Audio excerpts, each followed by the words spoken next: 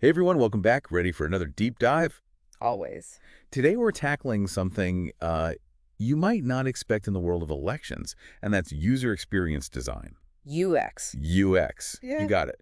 Most people think of UX in terms of like websites or apps, Right. but believe it or not, it plays a massive role in how elections are run, how fair they are, how secure they are, even how susceptible they are to manipulation. Absolutely. And we've got some really interesting examples to dig into today. Like, did you know that Estonia has a fully digital voting system? It's amazing. Yeah, and Sweden has this like super low-tech approach Yeah. that's also amazingly effective. Yeah, a lot of people don't realize this is a topic that affects literally everyone, right? It kind of flies under the radar. Right. But understanding the principles of good design when it comes to elections, it can make you a more informed voter. For sure. It can even help you spot potential problems in your own local election. Okay, so Yeah. since we're talking about design, Yeah. like what does that even mean when it comes to elections? I mean, we're not talking about like picking fonts and color schemes here, right? Right. Yeah, it goes way beyond aesthetics. Okay. It's really about the entire voting journey, right? From the moment you register to vote all the way to casting your ballot and everything in between. Yeah. Think of it like this, like a well-designed airport, for example, will seamlessly get you from check-in to your gate with, minimal stress and confusion. Right. But a poorly designed airport, total chaos. Oh, tell me about it. Yeah, so UX for elections, it's really about making the entire process clear, accessible, and as efficient as possible for every single voter. Well, the airport analogy is perfect. I totally get that. Yeah. But okay, so how does design like actually prevent things like manipulation in elections? Well, it's all about minimizing those opportunities for manipulation, both intentional and accidental, right? Right. So let's take information architecture as an example. Imagine a ballot question, worded in a way that kind of subtly pushes you towards one side or the other. Yeah, yeah. Good UX combats that with very clear, neutral language, and it ensures that factual information is super easy to find. Okay, so it's about making sure that the information is presented fairly Exactly. and transparently. Exactly. Okay, but isn't there a risk of over-designing, right? Sure. Like making the system too complex Of course. for the average person to understand? It's a delicate balance for Right. sure. You need to simplify the process without like dumbing it down, right? Right.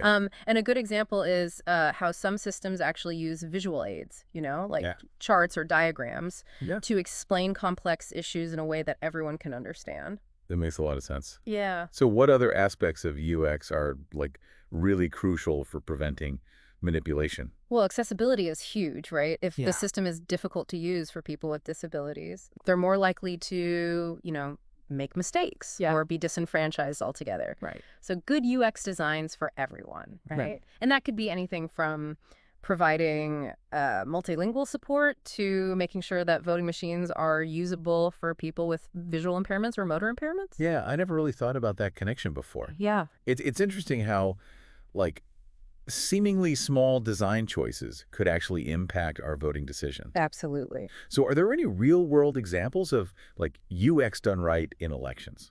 Oh, tons. You mentioned Estonia before. Yeah, Estonia's a fantastic example. Yeah. Their system is entirely digital, right? Mhm. Which might sound a little risky to some people, Yeah. but it's incredibly secure Okay. and trusted because of its very strong UX focus. They've really prioritized transparency and verifiability. Okay. They use blockchain technology Wow. to create an immutable record of votes. Okay. And they use multi-factor authentication to make sure that only eligible voters can cast their ballots. So going digital can actually enhance security Absolutely, if it's done right. if it's done right. Okay. Right. What about like closer to home? Sure.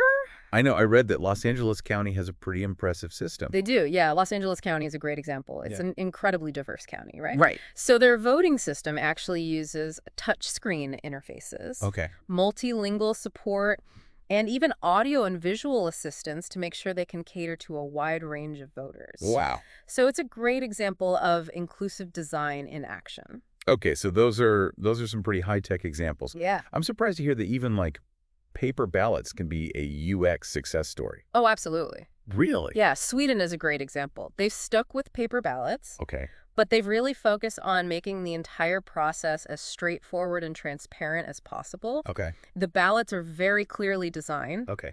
The counting process is open for public observation, Wow. which builds trust in the system, right? Right, yeah. You can actually see it happening. That's really cool. Yeah. So what's next? What does the future hold for UX in elections? Oh, well, there's some really exciting things on the horizon. Like what? We've already talked about blockchain a bit, Right. but its potential goes even further, right? Imagine a system where every vote is recorded on a public ledger. Okay.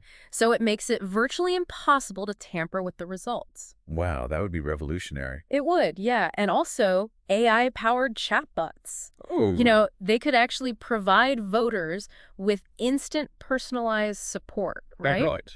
Answering any questions they might have about candidates, about polling locations, Okay. even troubleshooting technical It's out there issues. like little, Exaction helpers. exactly, instant support right in your pocket. That's cool. Yeah. And then think about augmented reality overlays, Oh, wow. right? Guiding first-time voters through the process at the polling booth. Like right there. Right there, yeah. Providing visual cues, step-by-step instructions right in their field of view. That's amazing. Yeah. So technology could transform the whole voting experience. Oh, absolutely. It's happening already. This has been an amazing deep dive. It's a fascinating topic. I had no idea that something as simple as design could have such a huge impact on something as important as elections.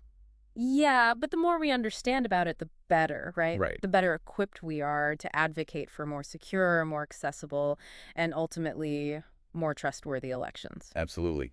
So to all our listeners out there, we want to leave you with one final thought. Yeah. As you head to the polls next time, Yeah. take a moment to actually think about your voting experience, like what works well, what could be improved, and how might better design make a difference?